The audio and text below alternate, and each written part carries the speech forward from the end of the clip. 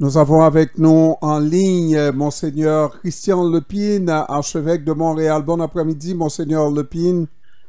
Bon après-midi. C'est une joie pour moi d'être avec vous aujourd'hui. Oui, c'est toujours, et puis je sais que vous êtes très occupé, vous avez quand même pu dégager un petit peu de temps pour nous. Alors j'apprécie. Monseigneur Lepine, le pape François qui est parti, si on doit le qualifier en un mot, comment on le qualifie? Réformateur, progressiste? Si oui, qu'est-ce qu'il a réformé dans l'Église catholique? Qu'est-ce que son règne a fait progresser en 12 ans de règne, justement? Il y a une expression qui vient spontanément dans mon esprit, là, c'est le défenseur de l'être humain, parce qu'il n'a cessé à travers tous ses messages de dire la valeur de chaque être humain, quel qu'il soit, où qu'il soit. Et je pense que c'est un message qui dépasse le temps, qui transcende le temps, mais en même temps dont on a toujours besoin parce qu'on l'oublie si facilement.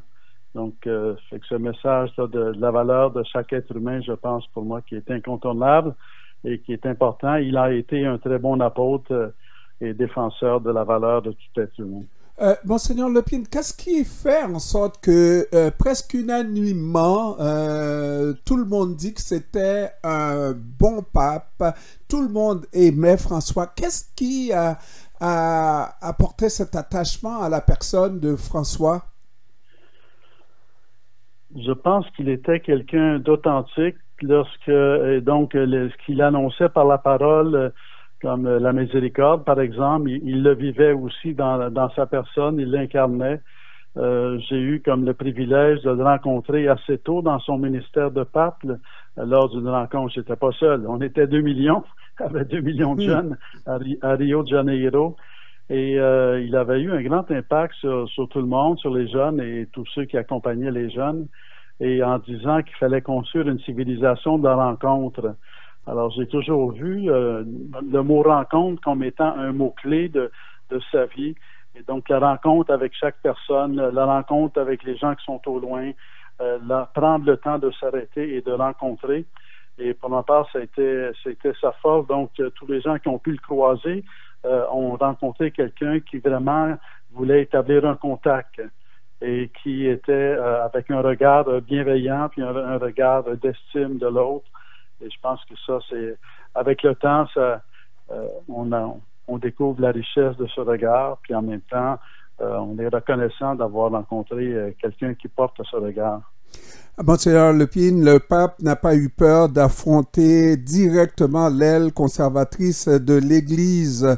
Peut-on dire que son pontificat a fait réaliser que l'Église l'Église catholique n'est pas si sainte, n'est pas si unie que ça, comme on le dit dans le Je crois en Dieu?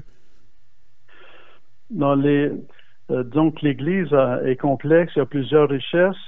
Et des fois, il y a des choses on a une figure de référence qui est très forte, qui est plus que le pape, si je peux dire ainsi, c'est Jésus lui-même. Alors, Jésus est toujours notre figure de référence. Même lorsqu'il y a des divergences, des différences, il faut toujours comme remonter à Jésus, aller à la source, il est la source. Et quand on le fait, ça peut prendre du temps, mais on finit quand même par être des disciples de Jésus et marcher à sa suite. Puis on apprend à s'apprécier les uns les autres. Et des fois, ça prend de la patience ou de la miséricorde. Puis ça prend des conversions aussi, de part et d'autre. Mais notre référence est vraiment Jésus. Alors, on est appelé des disciples de Jésus qui témoignons à la fois de sa miséricorde, mais aussi de sa justice, de sa paix. Et donc, ça, c'est tout, qu'on en soit dans un camp ou dans l'autre, on est tous interpellés dans la profondeur de vie et de regard sur l'être humain. S'il a réussi à bousculer quelque chose dans l'Église, c'est la question de la pédophilie à laquelle il s'est attaqué dès le début de son pontificat. Est-ce qu'on peut dire qu'il a nettoyé l'Église de ce mal absolu? Ce qu'il a dit, il y a deux choses parmi d'autres là. Il a dit, il faut chercher la vérité, quel que soit là où ça nous conduit. Alors donc, à partir du moment où on découvre qu'il y a des abus de mineurs, des abus sexuels de mineurs il faut chercher la vérité, il faut penser aux victimes et chercher la vérité, quel que soit là où ça nous conduit. Ça a été vraiment un principe de base qu'il a eu. Et puis en même temps, il a dit quelque chose qui est important parce que dans la question de la justice, des fois on entend parler de prescription. Et il a dit avec justesse et profondeur, la douleur n'a pas de prescription. Donc c'est vraiment de chercher de prendre au sérieux la parole de Jésus qui est toujours notre référence. Lorsque vous avez fait un des plus petits d'entre les miens, c'est moi qui vous l'avez fait. Alors il s'est lancé à corps perdu dans cette vision de purification et de prévention. Et donc, ça donne une autorité, ça donne une liberté pour pouvoir marcher sur ce chemin aussi, comme Église, là, un chemin de purification et de libération et de justice. Il y a 13 ans, on peut dire que l'Église était littéralement sur son déclin à cause des dénonciations de ces situations-là. Et aujourd'hui, on voit que l'Église reprend du poil de la bête dans certaines régions, même au Canada. On nous dit qu'il y a de plus en plus de gens qui reviennent à l'Église. Est-ce qu'on peut voir, surtout en Amérique latine, en Afrique, est-ce qu'on peut voir un effet du pape François? Oui, je pense qu'il y a un effet de sa miséricorde, de sa présence, là, comme tel, à travers les médias et à travers son ministère. Puis en même temps, il y a le fait qu'il y a une nouvelle génération qui cherche intensément un sens à la vie. Alors donc, est-ce que c'est lié à l'impact de la pandémie et de la fragilisation des puissances de ce monde, si on veut?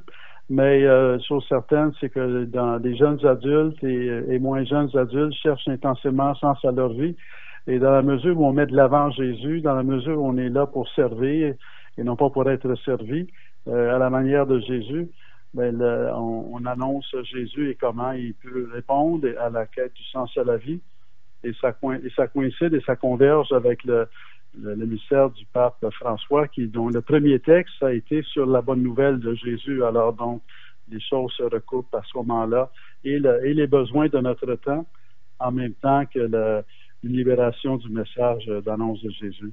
Monseigneur, assez curieusement, un dossier que je pensais que le pape, un pape que moi-même je qualifie de réformateur, frondeur, n'est-ce pas, allait toucher, qu'il n'a pas touché, c'est l'égalité homme-femme au sein de l'Église. Est-ce le dossier le plus controversé au sein de l'Église catholique?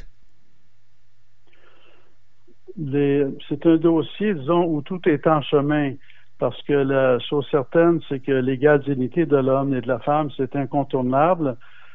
Après, de quelle façon est-ce que ça se manifeste dans les structures, dans les organisations, c'est un cheminement. Mais je pense que il a vraiment renforcé. Jean-Paul II l'avait déjà fait avant lui, et il a continué sur cette trace de renforcer l'égale dignité avec un partage en élargissant l'écoute. Parce que en élargissant la participation aux responsabilités, donc ça demeure un cheminement. Puis en même temps, c'est comme ils ont inspiré puis a été de l'avant pour faire avancer l'égale dignité de l'homme et de la femme et de tout être humain. Maintenant, regardons le processus pour remplacer le pape. Comment ça va se passer maintenant, à partir de maintenant, là? La première étape, c'est vraiment de prendre le temps de vivre le deuil. Alors, puis en principe, c'est comme 9 jours. Quel que soit le moment de la funéraille, il y a comme une période de 9 jours où on fait le deuil. Et puis après ce temps de deuil, là, commencent des rencontres, des formes où les cardinaux se rencontrent. Ça, c'est avant même d'élire, là, ils se rencontrent pour parler de thèmes. Ils parlent des besoins du monde, des besoins de l'Église, et ils apprennent à se connaître, ils discutent ensemble. Puis après, vient le moment où ils se retrouvent littéralement en conclave, là, sous clé. Conclave, ça veut dire sous clé, ils se retrouvent sous clé pour pouvoir élire le prochain pape. Mais donc, c'est comme la troisième étape, après avoir fait le deuil, après avoir échangé ensemble sur les thématiques du monde d'aujourd'hui. Et après, ils se retrouvent pour élire le prochain pape. Donc, on permet à tout le monde papabili, qu'on dit, n'est-ce pas, de s'exprimer sur les grands thèmes de l'heure, pour voir celui qui personnifierait le meilleur pape possible, c'est ça? Oui, c'est-à-dire ils en découvrent également, comme on sait, dans les dernières élections de pape. C'était pas nécessairement des gens qui étaient prévus, qui seraient choisis, mais ils se font connaître à travers les échanges. Puis à un moment donné, les gens voient que c'est comme tel pape qu'ils préfèrent ou qu'ils voient en priorité. Et donc, ça conduit. Donc, je pense qu'il faut s'attendre à être surpris. Je serais étonné que ce soit quelqu'un que tout le monde prévoyait, si on veut. Mais par contre, encore une fois, tout est possible, mais il y a des grandes chances qu'on soit surpris par le prochain pape, par celui qui va être élu pape. Dans les circonstances, Monseigneur Lépine, qu'est-ce qu'un bon catholique comme vous souhaiterait pour l'Église à l'occasion de la succession qui s'ouvre pour remplacer François? Un remplaçant plus discret ou à la Jean-Paul II, ou alors un pape dans la lignée de François, un frondeur, un fonceur? Donc, ce qui frappe dans les élections de pape, c'est que comment chaque pape est différent. Ils se succèdent, mais ils sont vraiment différents les uns des autres.